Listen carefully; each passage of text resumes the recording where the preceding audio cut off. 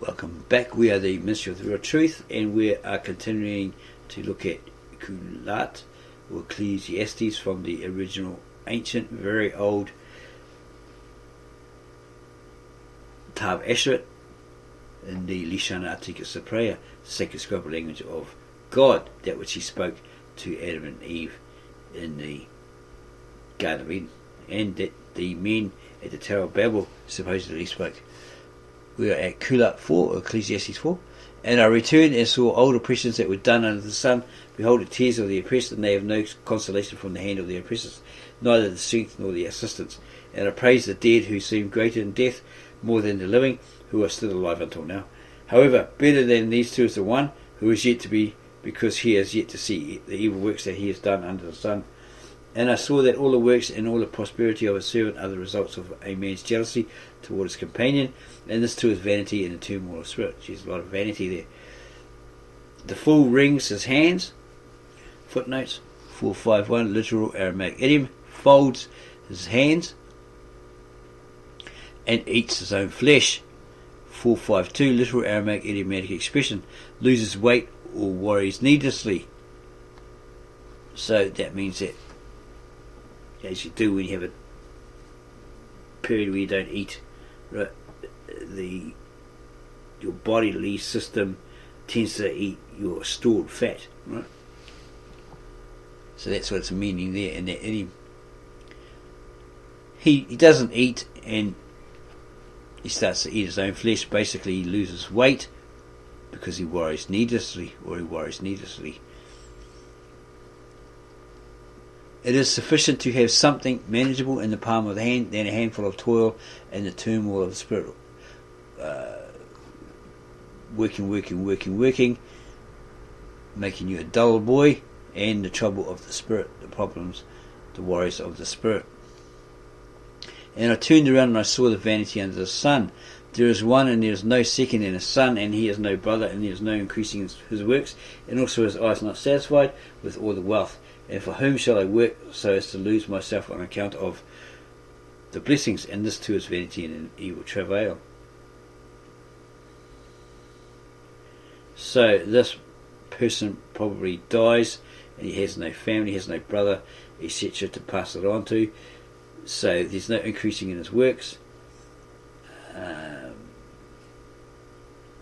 he becomes unsatisfied with all that wealth that he has. It's like the film Conan, where that king, he lost his daughter, and all the jewels, etc., just didn't have any glimmer anymore. So he's just giving it away. He had so much, he's just giving it away because he wanted his daughter back. Was it Max? I can't remember his name. Great actor. And for whom shall I work as to lose myself on account of the blessings?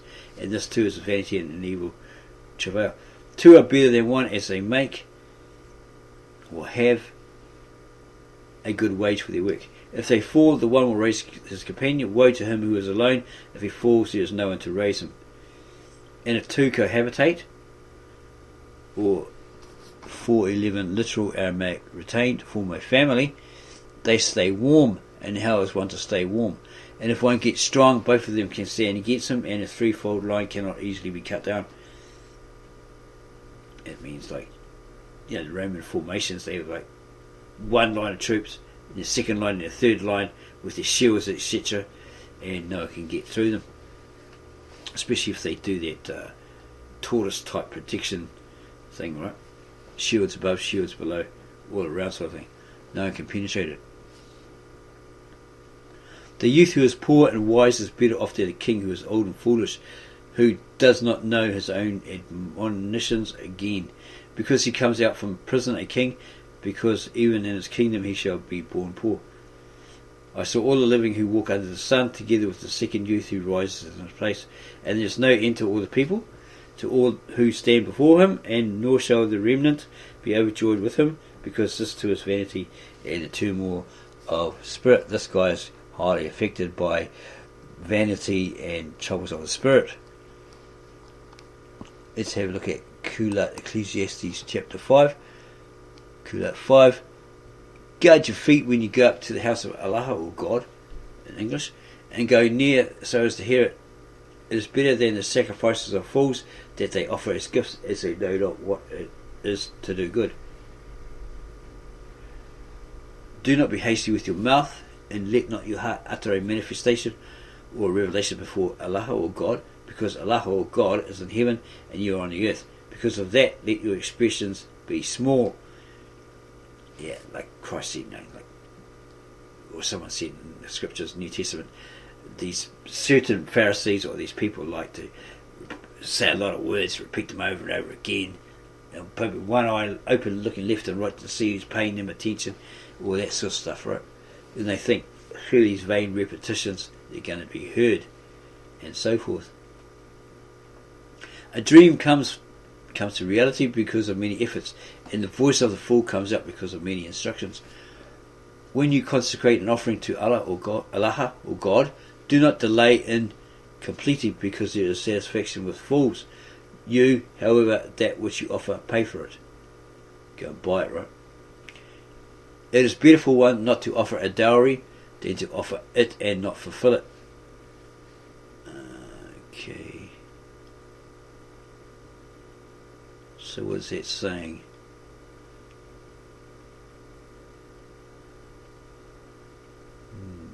Do not permit your mouth to make your flesh commit sin, and do not say before Allah or God that it was my mouth that led me astray, lest Allah or God should be angry at your voice and ruin the work of your hands.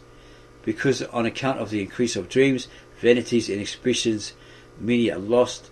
You, however, should fear Allah or God. And if you see the cheating of the poor, robbery and fraudulent practices in the cities, do not wonder at it in earnest, because there is one who is higher than the higher ones, who guards those who are above them. For he is the inheritance of the earth and everything. A king rules the whole field. Whoever cherishes money is not satisfied with money, and whoever cherishes security cannot remain untainted by it. And this too is vanity. Yeah, because you cherish money, you love money, it becomes your God, and you haven't got enough, so you've got to get more, and then you don't have enough, you've got to get more, and you keep doing that. Money's your entire object, right? You don't have enough, so you've got to have more, and you do anything to get more. With the increase of riches, there is an increase of those who eat them. And what good are the possessions to the wealthy? Because from the beginning he sees them with his eyes. Sleep is sweet for the worker, whether he eats little or much, and for the wealthy man, being completely satisfied does not allow him to sleep. There is a sickness of evil that I saw under the sun, the riches that are guarded for their owner for the sake of his evil. And he makes his wealth by corrupt means, and he brings forth a son, and there is nothing in his hand. As he came out of his mother's womb naked, he shall return to go back from where he came, and there will be nothing of what he planted to go back with him in his hand. And this too is an evil sickness, for thus goes that which came, and what benefit is all the work for the spirit. And he also eats through darkness all his days, and with great anger and wrath, and through lamentations and sickness.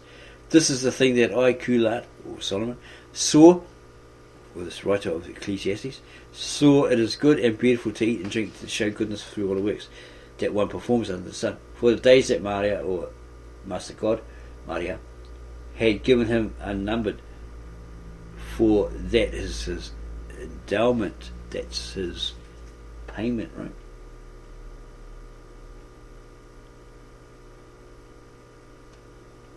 That's what he's been blessed with, maybe? That's what he's been gifted with? Also, every person whom Maria, or Master God, has given wealth and that secret wish, and whom is given the authority to eat of them, and to draw from them his endowment, and to be happy in their work, this is the gift of Allah or God. Because although they may pledge many days of their lives, Allah or God shall answer them through the joy of their hearts. Footnotes 520. Note: reference is in the singular throughout, whoever the passage applies to, both men and women individually. Therefore, Victor N. Alexander has used the plural. When he translated it, he used the plural. Aramaic does not distinguish between the genders, male or female. So that's where he's saying, because although they may pledge many days of their lives. Yes, that's plural. alaha, or God shall answer them through the joy of their hearts, or their minds. Because in Hebrew, hearts is usually referring to minds, apparently. So Aramaic would pretty much be the same. So there it is. There's wisdom from Kula or Ecclesiastes 1-5. You do all this, you do all your work, you try to gather wealth, material possessions, etc. It's all in vain, because you die, you can't take it with you. Or you leave it to somebody else who just blows it all, lives it up, gives it away, sells it, wastes the money that he got for it, is just a total loser. Right? He doesn't duplicate what you did when you were living, so that he or she isn't troubled, right? Doesn't have any problems. It's not worried about money. You don't get stressed because you lack it. How am I going to pay the bills? And all that sort of stuff.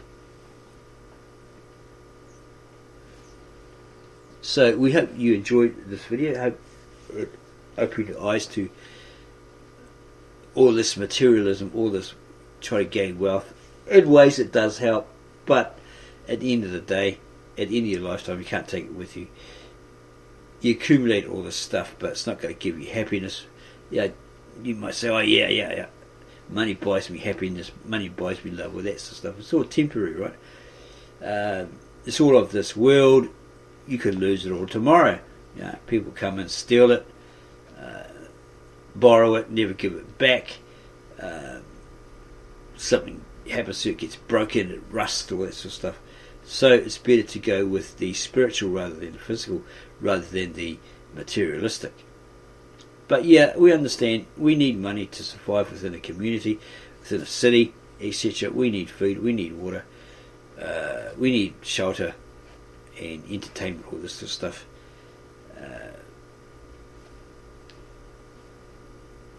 That's part of being in that city or that community, right? That community or that city or that state, whatever. Okay, to survive, to actually live within it. Okay, that's the stuff that you need. But in reality, it's saying choose your Creator, Maya Allah, or God, Jesus the Christ, and He will give you everything. Okay, all that He believes that you need to live on, to survive, etc. Don't be fooled by the modern churches where they say, oh, give some money, plant a seed, reap a harvest, etc., etc. Prosperity scams, or something along those lines. You have to tithe, gimme. They're robbing you blind.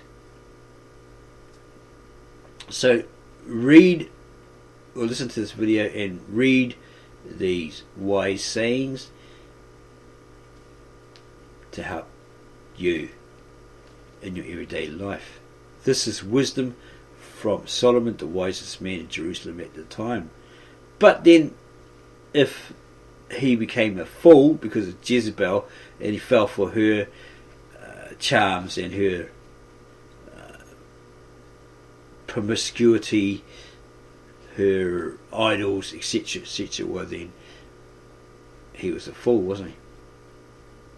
And all was in vain, all was vanity of vanities and turmoil of the spirit. So we hope that you enjoyed this video. If you did, give us a like, subscribe to our channel, add your comments below the video, and then share it with all your family, friends and others.